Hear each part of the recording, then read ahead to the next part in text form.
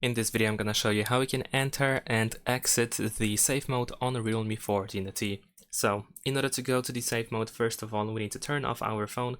So I'm gonna press the power button and volume up button at the same time in order to open the power menu, and then we're gonna slide down to power off the device. Wait for the phone to be completely off, and once it is off, then we will need to press and hold the power button in order to turn it back on. However, just that button.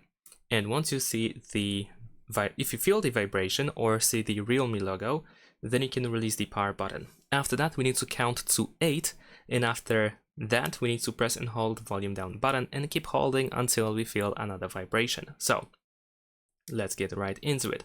First, we're gonna press and hold the power button. And now 1, 2, 3, 4, 5, 6, 7, 8, and press and hold volume down.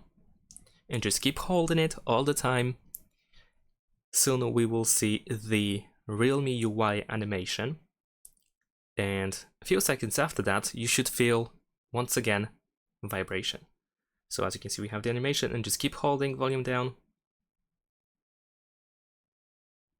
And then you should feel the vibration. Once you feel the second vibration, you can release the volume down button, and the phone should be in the safe mode, as you can see over here in the bottom left corner. So let's unlock it.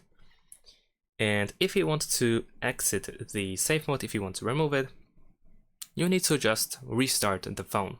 So we're gonna once again press volume up and power button in order to open the power menu, and just swipe up over here to restart. And now we can patiently wait for our phone to restart, and it will go back to the normal mode.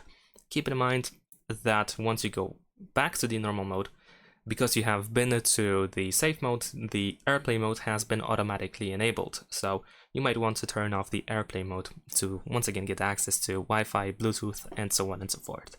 And that's about it. Thanks for watching, leave a like and subscribe.